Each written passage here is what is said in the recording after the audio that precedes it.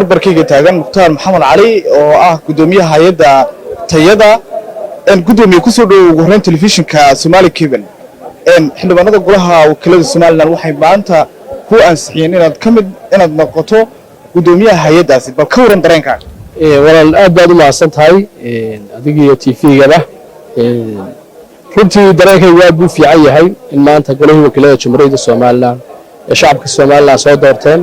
ay cod aqlabiyada igu ansixiyaan runtii waa farxad weyn sidoo kale mas'uuliyad culus oo maanta aad ogtahay hay'adda mas'uuliyaddeeda iyo waajibaadka saaran ay tahay inay dadku helaan shacbiga Soomaaliland agab badqada oo tayadiisu wanaagsan tahay taas markaan dareemana culays inuu saaran yahay dareemaya runtii waxaan u mahadcelinayaa dhammaan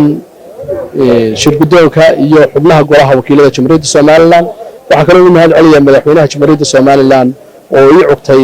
inaan noqdo mas'uulka gudoomiyaha hogaaminaya hay'addaas gudoomiye hay'adda dhowrista iyo tayada waa hay'ad ballaaran bal qorshe nooceeya doonaysa inaad hay'addaasi aad ku maamusho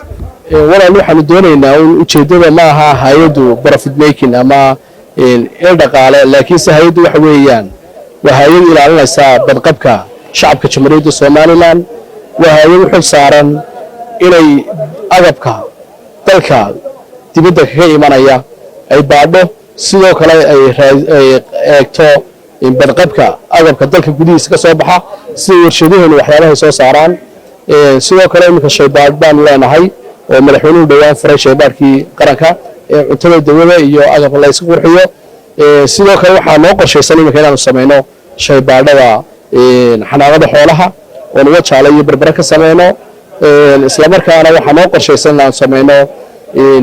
waaxda methodology-ga la yiraahdo ama cabiraadaha oo la doonayo inay cabiraado dhammaystiran ka samayso guud ahaan waxaynu isticmaalayno oo dhan ee cabirka u baahan